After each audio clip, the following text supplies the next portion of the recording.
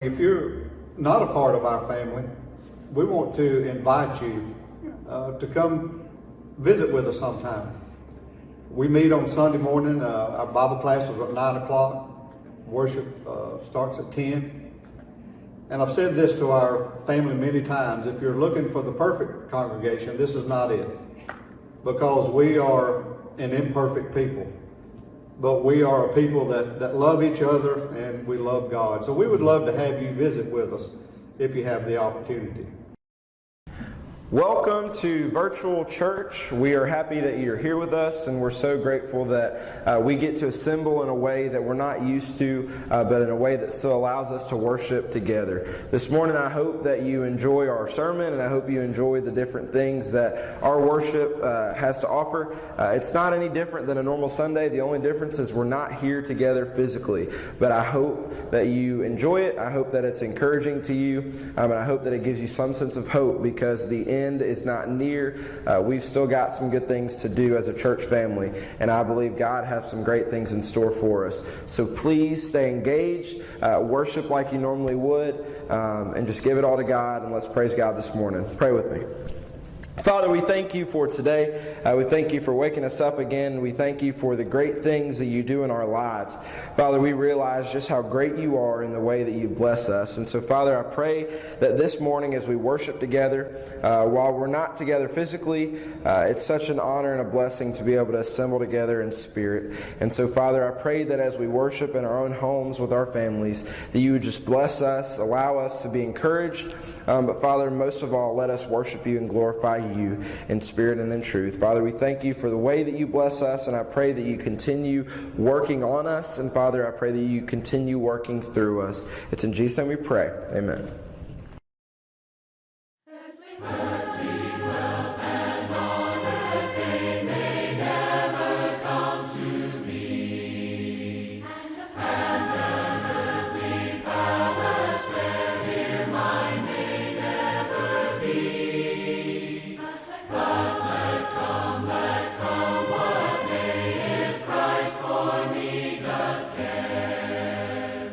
Anywhere is all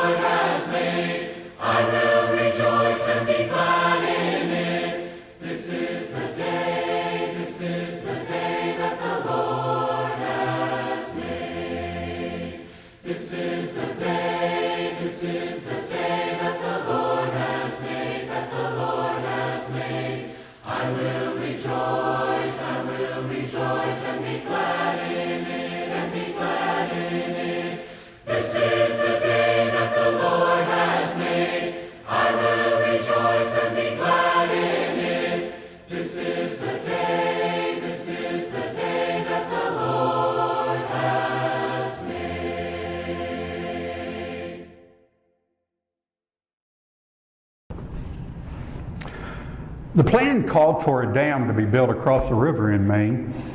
There was a small town in below that was going to be engulfed with water. And so the project, when it was announced, they gave the people lots of time in order to be prepared and to have the opportunity to get everything out that they wanted out. It was several months. But they noticed something that was happening that was kind of interesting, kind of expected after it started to happen. But as the days went by, and there were no repairs made on anything. Buildings, there were no sidewalk repair, there was no buildings repair, there wasn't even any painting that was done. And so every day the town began to look like it was, falling apart a little more every day. One of the citizens explained what was happening in a way that I think will be helpful for us this morning. He said, "Where there is no faith in the future, there is no power in the present." That's the concept of hope. And we're going to talk this morning about a principle, the principle of hope. Jeremiah, speaking to the people of Judah and Jerusalem, as he was teaching them and as he was sharing with them the Word of God, we've got a situation that sounds an awful lot like the situation with the small town in Maine. Jeremiah is speaking for God here. He's speaking to people who have forsaken God. In fact, everything that Jeremiah does pretty much in the book of Jeremiah is to pronounce judgment and condemnation because of their lifestyles. And so if you would, get your Bibles and we'll look at Jeremiah chapter 18, verses 5 through 12. The word of the Lord came to me. And so here's Jeremiah presenting the message to the people God gave him. House of Israel, can I not treat you as this potter treats his clay? This is the Lord's declaration. Jeremiah says, not me, this is the Lord's. Just like clay in the potter's hand, so are you in my house, in my house of Israel. At one point, I might announce concerning a nation or a kingdom that I will uproot it, tear it down, destroy it. However, if that nation about which I've made that announcement turns from its evil, I will relent concerning the disaster I had planned to do it. At another time, I might announce concerning a nation or a kingdom that I'll build and I'll plant it. However, if it does what is evil in my sight by not listening to me, I will relent and concerning the good I had said I would do to it. So now, say to the men of Judah and to the residents of Jerusalem, this is God's message through Jeremiah.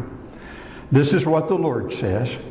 Look, I am about to bring harm to you and make plans against you. Turn now, each from his evil ways, and correct your ways and your deeds. But then they made this statement that I think is kind of profound and explains maybe the despair. In verse 12, but they will say, and this is what he says that they're going to respond, it's hopeless. We will continue to follow our plans, and each of us will continue to act according to the stubbornness of his evil heart. God's telling Jeremiah, tell the people that they are like clay in my hands. If I decide that I want to build a nation, I'll build it, and if they turn from me, I can tear it down. Or if there's a nation I already have condemned and they come back to me, I can relent and do blessings instead of curses. But here's what situation we have here. You already know nobody's going to change. You know nobody's going to look again at their lives. No one's going to repent. They're going to go about their own evil ways. They had no hope. They just had an anticipation of failure. Hope. Hope is of a better future. Hope is of changes that can create something better. But just how is hope such an advantage to us? How does it work? This isn't the whole picture, but I'd like to share three things that may give us some insight in why our hope is so important as we place it in the only one that really deserves to be our hope. First of all, our hope and confidence is in an unfailing source, or maybe a resource, if you will. Paul in Romans chapter 15 and verse 13 said, may the God of hope, it's pretty cool, they're calling God the God of hope, fill you with all joy and peace as you trust in him, so that you may overflow with hope by the power of the Holy Spirit. I get the impression here that God is the one who manifests hope, and one in whom we can believe and we can trust. And the result of that being who he is, we can overflow with joy and experience the power of the Holy Spirit within our lives. God himself is the only foundation of hope.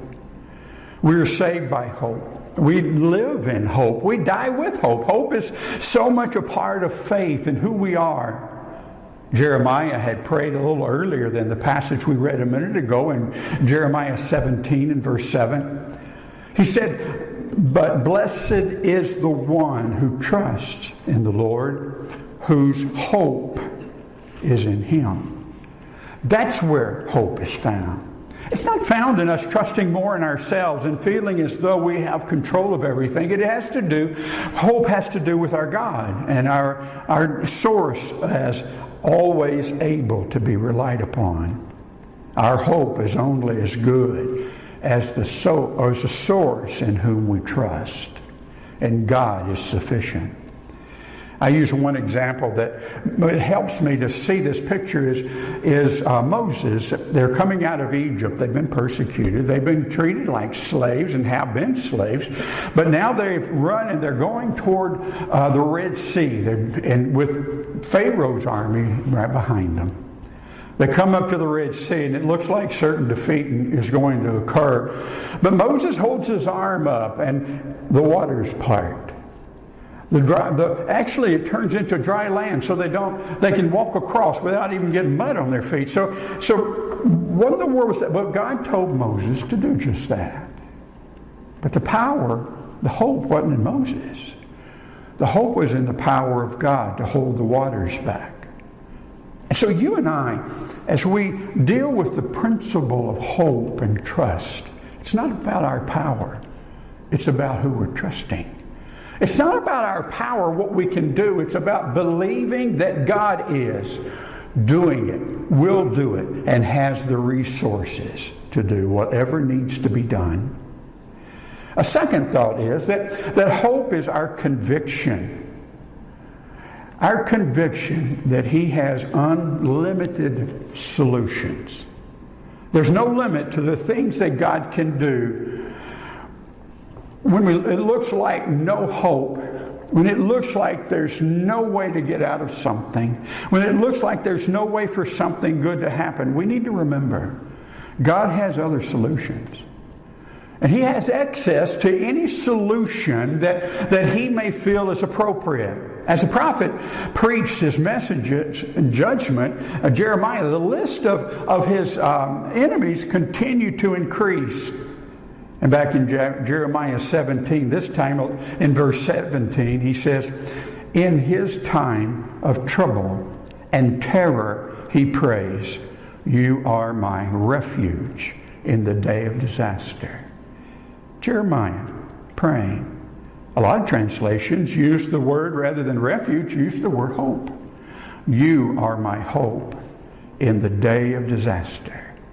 You see, Jeremiah is letting God know that he understands the disaster's coming, but he also promises God that he's going to trust and have hope in him when the day of disaster occurs. 17th century preacher Thomas Brooks said, hope can see heaven through the thickest clouds. Somewhat profound, isn't it? Hope has the ability to see God no matter what we're going through. Jeremiah, with all of his enemies, even his family wanted to kill him, and yet he was telling the Lord, Lord, I'm going to trust in you in the day of destruction and despair. We never face a dilemma that's not met by the presence and sufficiency of God. And that's how Paul could say in Romans chapter 5, beginning in verse 1, listen to Paul's confidence. We have also obtained access through him, through Christ, by faith, into this grace in which we stand. So our confidence is in the grace that we've been given.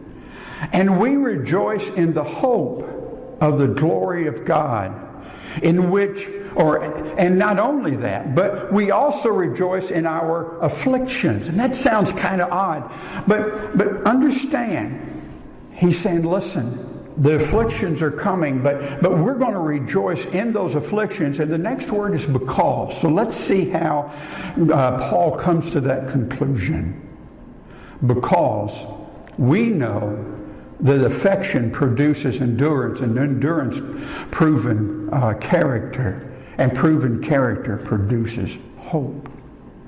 Even in the midst of the hard times, the devastations, the hardships, we rejoice in them because we know even those things are used by God, this one that has all the sources at his disposal, the sources of what to do at his disposal.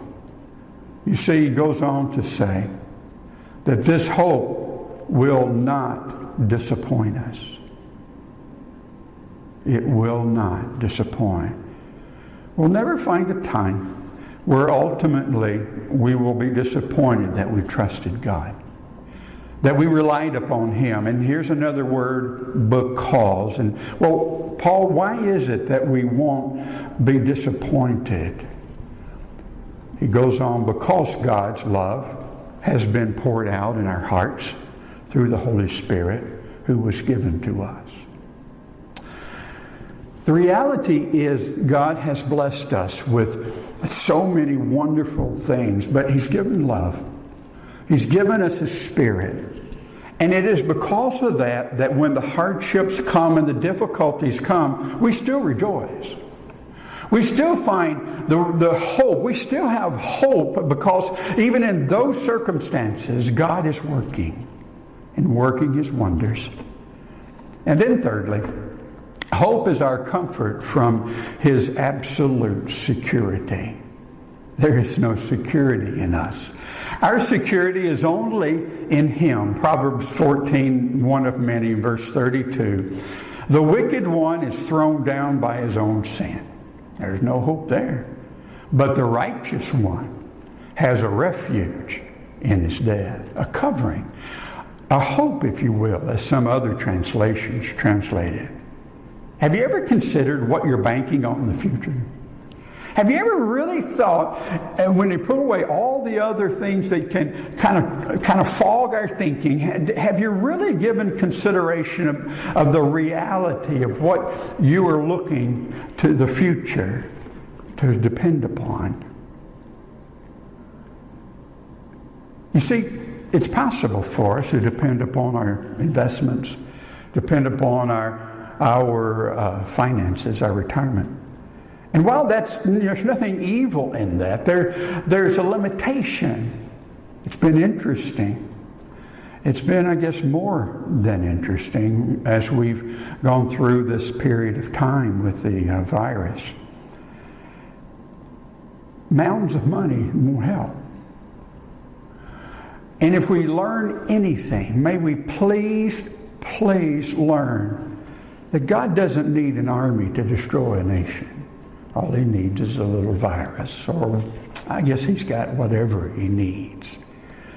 And no matter how much you and I prepare, for the future, for the retirement, that is nothing today.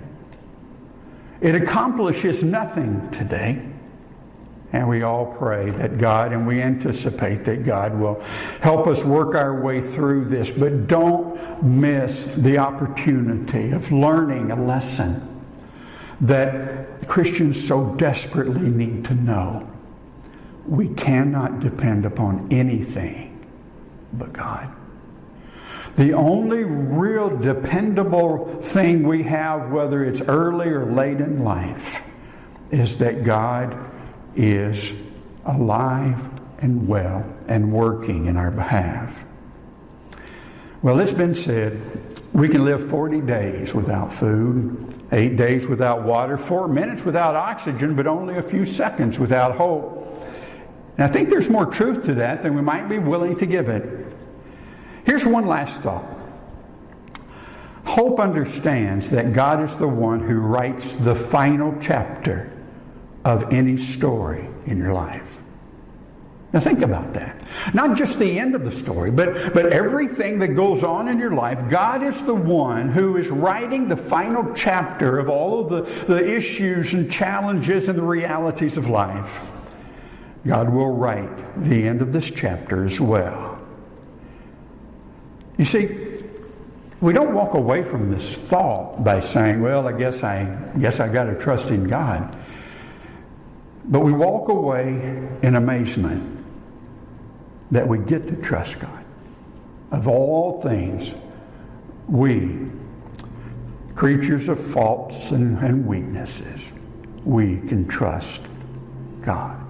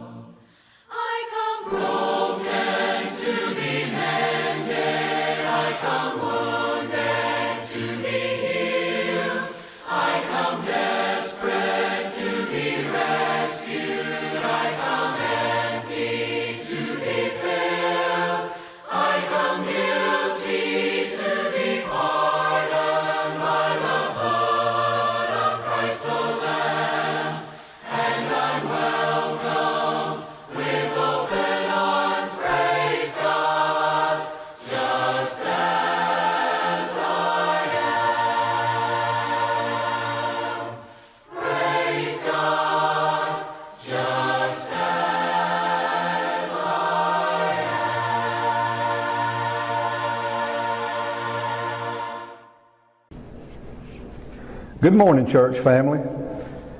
I want to start off this morning by saying that I miss each and every one of you so very much. And I'm just reminded as I look out into the auditorium at the empty seats, I'm reminded that we are trying to do our part in loving our neighbor and trying to help prevent the spread of this terrible COVID-19 virus. Each Sunday morning, the Long Beach Church family meets together, and we love being together. We love one another, and we love being around one another. We love worshiping together. We enjoy singing together. We enjoy praying to our Father together.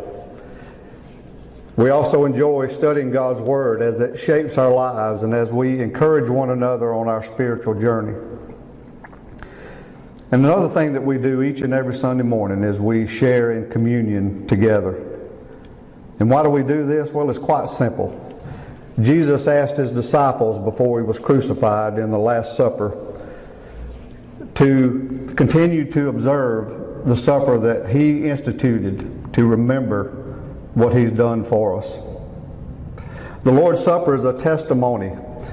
And by partaking of it, we testify that Jesus' body was broken and his blood was shed for each and every one of us. And we remember what he did for us. We partake not to be forgiven, but we partake of the Lord's Supper because we have been forgiven. You see, just like this COVID-19 virus that has swept our nation, sin entered the world through one man, and death through sin. And in this way, death came to all people because all have sinned, as we read in the book of Romans, chapter 5 and verse 12. And God had to deal with that sin in order for us to have a relationship with him. It has always been God's plan to redeem us. And from the beginning of time, he knew what he would have to do in order to do that. Our Father essentially said that I will give my son up before I will give up on you, and that's what he did. He sent his son to the cross because he loved us so very much. And Jesus again has asked us to share in communion together and share in communion with him as we remember his body and his blood. So even though we are not together this morning physically, we remain together spiritually because we still remain the body of Christ. So I want to encourage you this morning as you take communion with your family, to take some time to read the accounts of the Lord's Supper that can be found in the book of Matthew, Mark, and Luke, 1 Corinthians, and another good passage to read is Isaiah chapter 53. And just read the accounts of the Lord's Supper and read the great sacrifice that Jesus gave for us.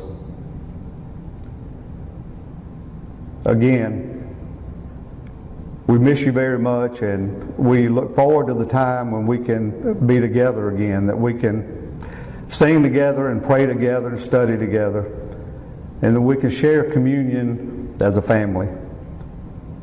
But in the meantime, as you take communion at home, please just remember what our Lord has done for each and every one of us. Who else commands all the hosts of heaven? Who else could make every king bow down? Who else could whisper and darkness tremble? Only our holy God. Come and behold him, the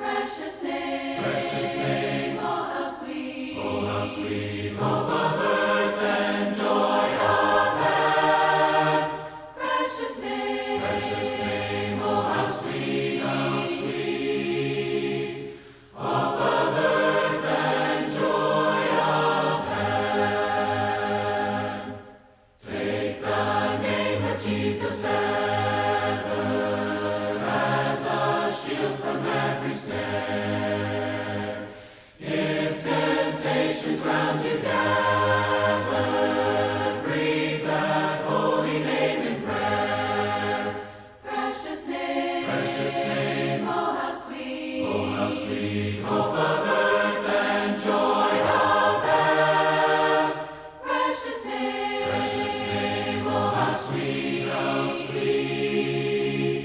hope of earth and joy of heaven.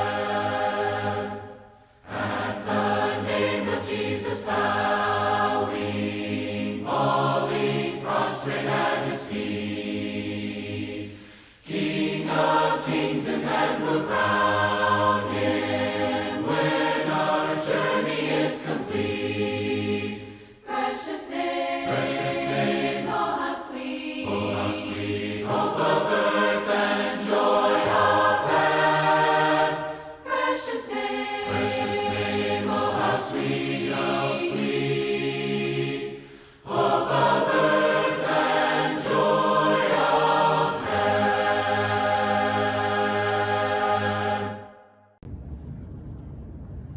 Again, good morning, church family. We do want to stress to you that we do miss you very much and that we're concerned about you. We hope that this morning's virtual worship has been beneficial to you. We hope that it can be something that you can share with your family at home until we can be together again, which I hope and pray won't be very long. But as an eldership, it's been a very difficult decision to make, and I know a lot of other congregations have made the same decision, but we feel that this is the best way that we can practice loving our neighbor as we continue to social distance, so we can do our part in preventing any further spread of this awful virus. I just want to remind you this morning, I want to read one verse in the book of Isaiah, chapter 41. It starts with verse 10, and it's just a reminder. It says, "Fear not, for I am with you. Be not dismayed, for I am your God. I will strengthen you. I will help you. I will uphold you with my righteous hand." I just want all of us this morning to be reminded that God is with us. He knows our struggles and He understands what we're going through. And we'll get through this together, and I believe we'll come out better on the other side. And I believe that we'll be stronger in our faith, and we'll be stronger as a congregation. And again, we just look forward to when we can be together again. And please, if you find yourself in need of anything during this time, call one of us, myself, Mark, George, or Donovan. Again, we love you and we miss you. George? Good morning, everybody. It's quite a different time for us right now. We're trying to improvise a worship service this morning. We hope that this has been a time that you can get around the fact that we have this opportunity for virtual worship. And it's a time, as you gather with your family this morning, to instill in them the need for worship in our lives. Worship can be something we do at our congregation, in our church building, something we can do at home. I know that I've had the opportunity to use some time to get to know my family a little bit better.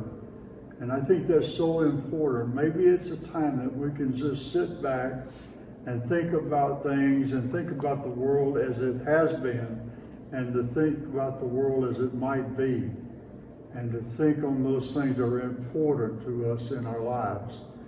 And I can't wait for us to get back together again, to be able to worship together. And I think I miss singing more than anything else, that we sing together and worship our God.